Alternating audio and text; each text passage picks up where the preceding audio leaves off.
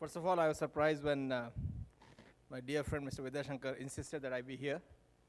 I'm supposed to be, actually I'm getting calls, supposed to be in West Karnataka Summit. I'm not sure whether it's by design you wanted to see which is, but I think I'm not an expert in semiconductor industry or electronics industry. I do have some background with Flextronics. I sold my business to Flextronics some time ago, and after selling the business, usually what you do is retire. So I retired way back in 2005. And since then, I've been involved in various issues of public policy. And what I can tell you, essentially, is that from public policy perspective, your industry is one of the key growth drivers and the priority of the government of India. I have privilege of sitting in several committees, both at the state levels, couple of states, as well as at the national level. The various policies which have been brought about way back from 2012, I think there was a national electronics policy, hardware technology parks, SEZs, have not really done the job which the government, the policymakers wanted to achieve. Even today, we did have plan of having at least 2 industrial grade fabs, and that was discussed in 2012. I don't think people really realize what it takes, the kind of ecosystem it takes to have a fab in a country.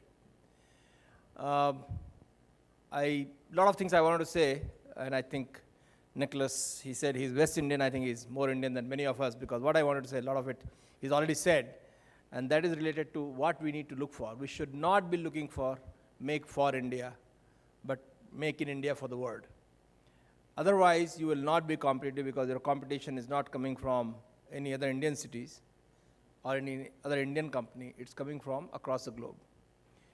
Couple of areas where I think there is as long as you align your priorities, your industry's priority with the national priorities, chances of your success and having bureaucratic hurdles reduced is much higher. And I think most of the government priorities today, and I'll talk about a couple of things which are directly involved. I was involved in the policy formulation of smart cities. Initially, there was a thought that smart cities mean just Wi-Fi's and hanging routers from the trees. That's not exactly what it is. Smart city is almost $1 trillion opportunity for this country. From very beginning, and I think when Mahatma Gandhi said that soul of India resides in villages, subsequent politicians didn't want to revise it at all. They continue to focus only on villages, which is very good, because majority of our population still resides in villages, but they don't have enough livelihood opportunities in villages. India's cities are the economic growth engines which are anywhere in the world. Unless these cities are improved, they are made livable. So smart city in Indian context is, please read it as livable. In fact, the name I gave was livable, but of course, given that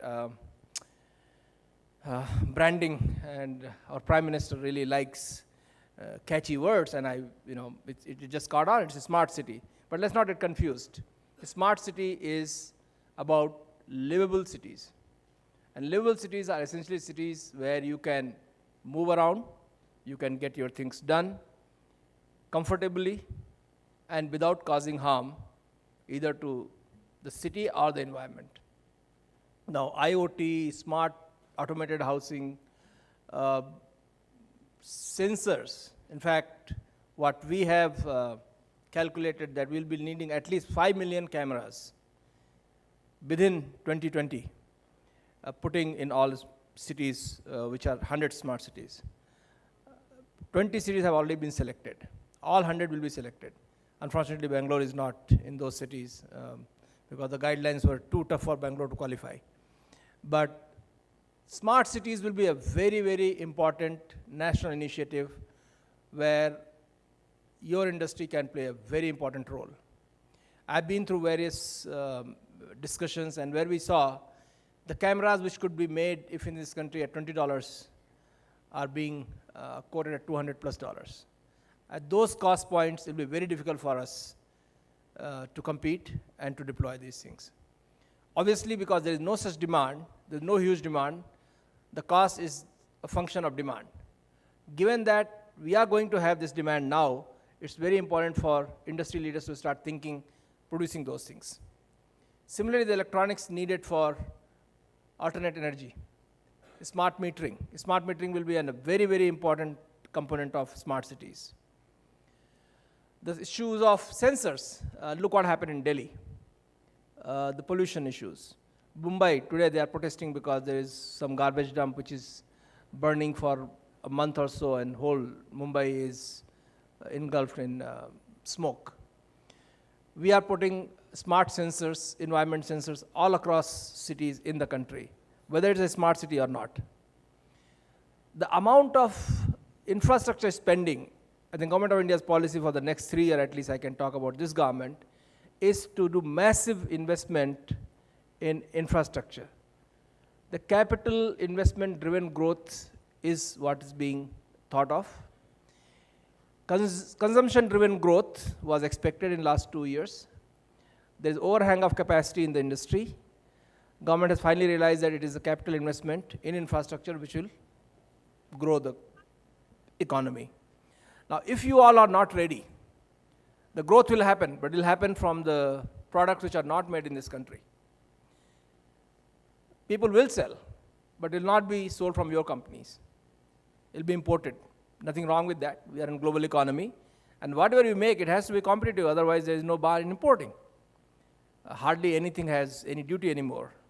Cameras, I think we are one of the second largest purchaser of cameras. I really wonder why don't we have a world-class manufacturing facility here. We had one in Chennai, which unfortunately shut down. There is huge opportunity. Unfortunately, I was yesterday only talking to somebody in relation to Invest Karnataka. There's a huge proposal has come for setting a mega industry here. How much capital is required in setting a world-class facility, and who in this country can afford it? The decision has been made that we are going to go to individuals who have the capital, who may potentially have the need also. There are certain companies who are coming with mobile services where they will like to sell their own handsets. Why won't they manufacture in the country? I won't give the names because these are policy issues. It is very important that we focus. We have talent in design. And as Michael said, we really need to worry about unskilled labor. How do you skill him to be deployable in your industry? We have done a pretty good job with skilled labor. Today, maximum jobs are being created for people who have at least 16 years of education. That's services industry.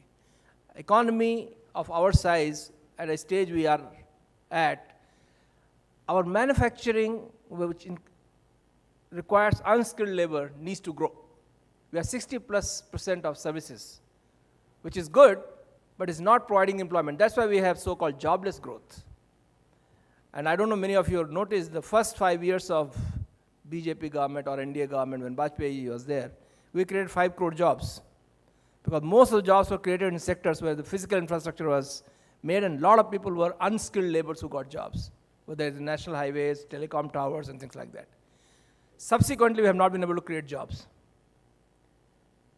Unfortunately, growth has no meaning for the country or for the people if you don't create jobs. Your industry, the manufacturing, the electronics manufacturing industry can potentially create millions of jobs for people who don't have a college degree. They can work in factories. Flextronics employs 200,000-300,000 people across the world. 200,000. And not all of them are graduates from IITs and world's engineering colleges. A lot of them are people who have just been trained on the job for 6 months to 1 year, and they get the job. So I think you have a national responsibility as industry association, because the kind of jobs you can create, which are aspirational, but still don't require that much of skill, is really, really tremendous. I can't give you much advice about your industry. I'm sure people much more qualified than me are here. But let me assure you, there is a huge desire and the effort on the part of the government to make sure that we don't only become a very, very competitive marketplace, but also a very, very competitive production and manufacturing hub in the world. Thank you very much.